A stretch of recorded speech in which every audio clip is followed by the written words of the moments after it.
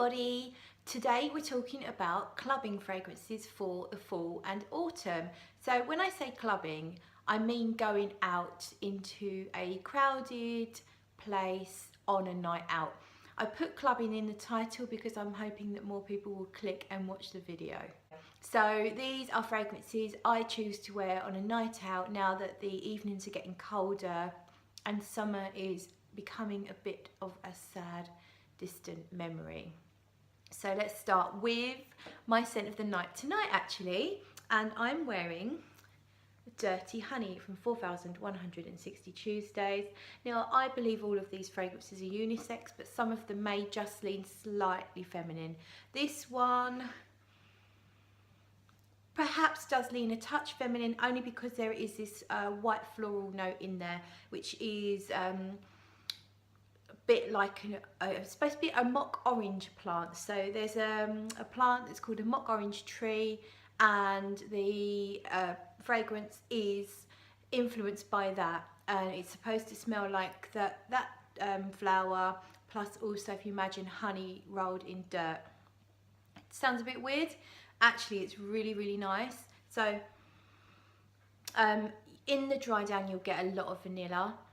In the opening you do get this sort of floral, honeyed floral, and a slightly kind of earthiness, but it's quite enticing, it's very attractive, and it's very strong, so you will project a nice warm bubble around you. So when you're in a crowded place like a nightclub or a bar or a concert, you want there to be a nice good scent bubble around you, and this is really nice. So that is Dirty Honey. Next one up, I've gone for, now this one does lean a little bit feminine, and it is Nightingale from Zoologist. This has Plum Blossom. Now I don't know what Plum Blossom really smells like in real life, but this one to me is really complex. It's very strong. It projects extremely well. It will last you the whole night and even into the sun coming up if you have one of those kind of crazy nights. So it starts off with this fresh kind of floral plum feel, but then it becomes quite resinous, and there's some darkness in there. There's some there is a little bit of oud, but I don't really pick it up, but I think it does give this a really good backbone. Very sexy, fun, great for autumn nights, partying. It does have a party feel. It feels very glamorous to me, so that's why I kind of feel like it's more feminine, because it feels to me like Hollywood starlet kind of. You can picture Marilyn Monroe or something wearing something like this.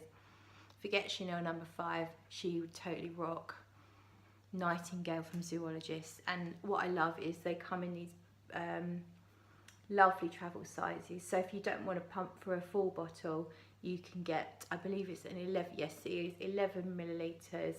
And they are, because it's so strong, that is going to last you a long time. You really don't need to wear a lot of that at all. Next up then, okay, let's show you. Amber Della Nepal Profumi Firenze. Yes, I love this one. Okay, so this is another one. It's a fair bit of vanilla going on in here. Lots of benzoin too. It's resinous, super strong.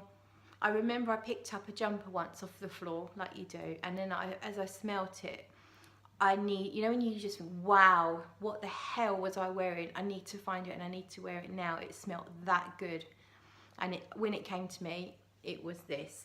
It has this kind of slight smokiness. It just works with autumn evenings when, you know, Halloween and bonfire night is going to be smelling a lot of smoke. And this just has a little bit of smoke and a little bit of sweetness from vanilla. And then it's resinous, and the performance is excellent for a night out. Very attractive smell, and 100% unisex. This does not lean anywhere. There's nothing floral that I notice about it, and it's not super sweet either. So if you're a bit concerned that some of these could lean feminine, this one does not. This is sexy. I would totally love to smell this on a man on a night out. I would definitely be getting a bit closer to have a sniff. It's that good. Finally then, this is Tobacco Rose from Papillon Perfumery. I love this. I wore this to work the other day. It's so strong. It might really not necessarily be everyone's choice for a work fragrance because it's very very noticeable, very different. It really stands out from everything else out there. Now don't be put off, fellas, because it's called Rose, Tobacco Rose. Yes, you will smell rose, but this is not a soft girly rose. The rose in here is so beautifully balanced with all the resins and the smokiness and the sexiness and the musk and all that stuff, that it does not smell like a female fragrance. I've always found this one really hard to describe, and actually I have found a bit of a comparison. Is if you know Dior Homme Parfum, when you get to the dry down, and I'm talking the far dry down, so once you've had it on your skin 3-4 hours, then you get this really sexy woodsy note, which I utterly adore. I get something similar from Tobacco Rose, but right from the start. This one is a bit salty, a bit savoury, it's a bit naughty, it's very out there, you make a statement, perfect for a night out on a guy or a girl, 100%. I really love this. It's been a staple in my collection since almost I first got into niche fragrances. That's my second bottle. I don't rock it too often because it is so strong and it lasts so long. Sometimes I don't want to commit to a fragrance that's going to last all the way from morning till bedtime. That is an amazing feat for a fragrance, but sometimes I feel like I want the fragrance to wear off at a certain point so I can reapply something else. So that's why I don't wear Tobacco Rose a lot, but I really love it and I can't imagine living without it. And I think in a crowded environment, you are going to stand out from the crowd and people are going to want to smell and they're going to want to ask what you're wearing because it's amazing. So thanks for watching. That's it. See you later.